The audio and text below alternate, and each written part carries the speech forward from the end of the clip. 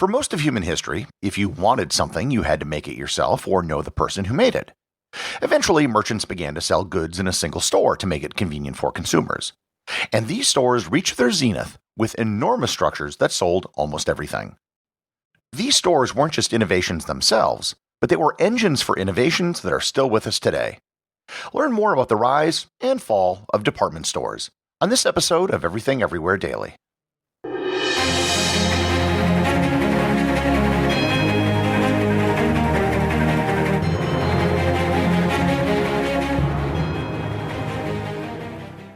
Finally, your vacation has arrived, and it's completely fine that you didn't book a hotel that accepts pets. Your beloved dog will be fine staying home with a random dog sitter. What's your dog ever done for you? Let you be the big spoon? Doesn't say anything about the shocking amount of selfies you take at home. Oh, your favorite pets. Wow, he ate them whole. When a vacation from your pets isn't an option, it matters where you stay. At Hilton, we offer pet-friendly accommodations. Hilton, for the stay. It is hard to express just how difficult it used to be to get stuff. Hundreds of years ago, the average person didn't own very much of anything. If you wanted something, be it an article of clothing, a piece of furniture, or a pot, you had to go to someone who made them, and then they probably had to make it custom for you. Once you had it, you probably kept it forever, did everything you could to repair it, and maybe even passed it to your children after you died. Eventually, with the advent of the Industrial Revolution, stuff became mass-produced, and you could just buy stuff that was already manufactured. You could go to a place called a general store that sold everything from nails and pots to pans and candy. It was just a matter of time before someone took the idea of a general store to its logical conclusion. The first store which could be considered a department store, or at least a proto-department store, would be Harding Howell & Company, which opened in 1796 in London. The store was divided into 4 different sections, which sold different things. Furs and fans, which I have no idea why those 2 things were put together, fabrics, jewelry and clocks, and ladies' hats. The store was just 4 large rooms connected together, 150 feet long, so it was really kind of just 4 stores in one. The thing which separated it from other stores was that it was tailored for women. It was a place where upper-class and middle-class women could go shopping. Over in France, something similar is being developed with the Magasin de Nouveauté, or novelty shop. These began as proto-department stores as well. One of the first, largest, and oldest, because it still exists, is Le Bon Marché. It was opened in 1838 as a small 300 square meter store, but it was radically enlarged and changed in 1852. In the United States, the first department store was known as the Marble House, which opened on Pine Street in New York in 1825. These early department stores were not the full-fledged stores that we know of today. The big change in department stores occurred in the second half of the 19th century. The World's Fair of 1851 in London, the first World's Fair, was a huge hit with the people in London. Millions of people went to the Crystal Palace and saw thousands of consumer products from around the world on display. Nothing was for sale, but all of these people were basically window shopping and developing a desire for all these brand new consumer products. This spirit of modernity and abundance drove the creation of larger, more impressive retail establishments. Le Bon Marché in Paris expanded to 50,000 square meters from its original 300. Marshall Field in Chicago opened in 1852. Macy's in New York was founded in 1858. Wanamaker's in Philadelphia opened in 1877. There were dozens of competing department stores in cities all over the United States and Europe. What these stores had in common is that they were catering to their primary customers, which were women.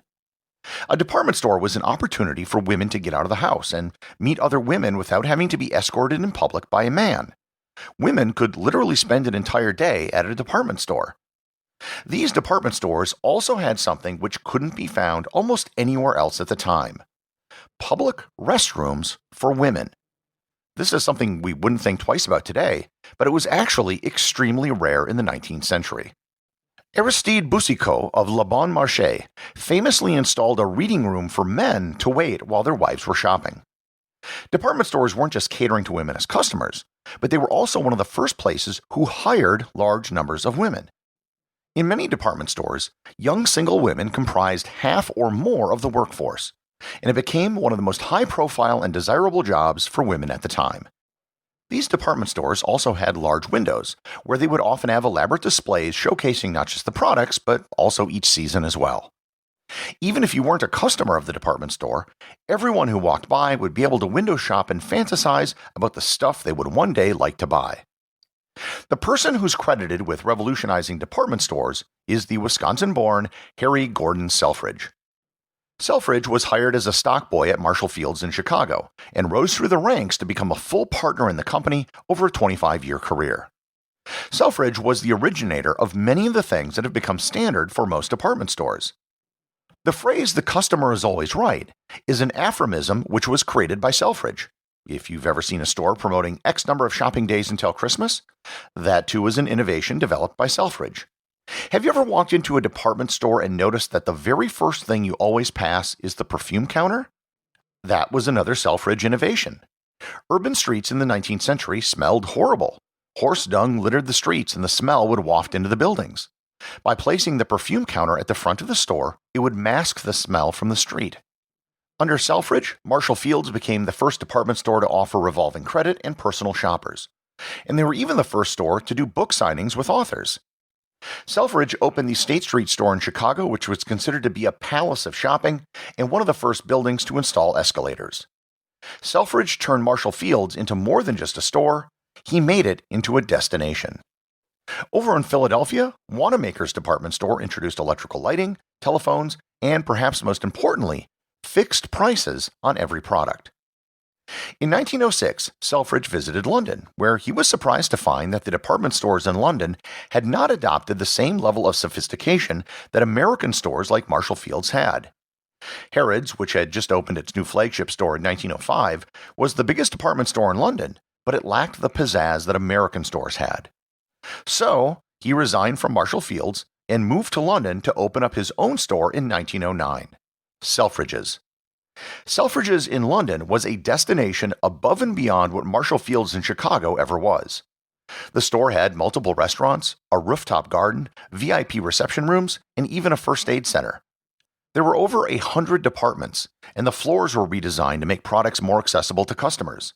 The Selfridge's staff was also trained to be more than just cashiers, but actual salespeople. They were trained on their product lines and actively sold products. And, just as an aside, I highly recommend the PBS ITV series called Mr. Selfridge, and it covers the life of Harry Selfridge in London. There are 4 seasons to the show, and the title role is played by Jeremy Piven.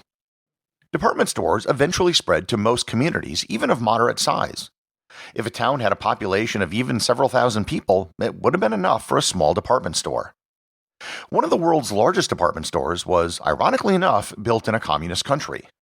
The Glavny Universally Magazine, also known by its acronym GUM, was the largest store in the Soviet Union. It was located directly across Red Square from Lenin's tomb. It was formerly a marketplace with 1,200 stores, but after the Communist Revolution it was converted into a department store. Stalin eventually shut it down, but it was reopened after Stalin's death. The GUM department store was one of the only stores in the Soviet Union which didn't suffer from chronic shortages due to its high-profile location. However, that was offset by the enormous lines that extended beyond Red Square. Department stores were sort of the pinnacle of retail shopping for most of the 20th century.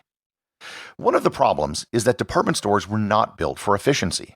They were designed to have a large selection and to be a place where people could go to find most anything that they needed. Most department stores were standalone family-run stores or were part of a small regional chain. The largest department store chains were run by catalog operators such as Sears, JCPenney's, or Montgomery Ward's. This left them vulnerable to competition from 2 different directions. On one hand, large discount chains were able to buy in volume and implemented efficiencies that department stores couldn't. Instead of having multi-story buildings and expensive real estate in downtown areas, they were in big box stores on the edge of cities. They didn't have restaurants or other amenities that department stores did, reducing their overhead. From the other end, department stores had competition from malls. While department stores were often the anchor stores of most malls, the malls were a bigger destination than department stores could ever have hoped to have been. Malls offered greater specialization with smaller stores, plus malls had attractions such as movie theaters, and some even had amusement parks. Over the last several decades, most smaller department stores have closed because of competitive pressure. The trend towards online retailers has only accelerated this trend. Department stores do still exist, mostly as a few surviving anchor stores in malls or destination attractions in large cities. Stores like Macy's in New York, Harrods in London, Le Bon Marché in Paris, and Mitsukoshi in Tokyo. Department stores will probably always have some place in the retail landscape, but in a world where you can buy anything with a click of your mouse and have it delivered to your home, it's unlikely that department stores will ever be as important as they were in the 20th century. Everything Everywhere is an Airwave Media podcast. The executive producer is Darcy Adams. The associate producers are Thor, Thomsen, and Peter Bennett. Today's review comes from listener Customary Des on Apple Podcasts in the United States. They write, "This is a truly great podcast. I found this podcast in July and listened daily at work until the headphones would go dead, giving me between 7 and 8 hours. We'll be starting soon at the beginning to catch things I missed. Thanks for the podcast. It is really a favorite to listen to." Well, thank you, Customary Des. First, my recommendation is wired headphones. Second, I'm very impressed that you can listen for 7 to 8 hours in a single sitting. You are probably one of the few people on Earth who are capable of listening to my voice for that long. Remember, if you leave a review or send a boostagram, you too can have it right on the show. And also don't forget about the show's new Facebook group. Just search for Everything Everywhere Daily on Facebook or click on the link in the show notes.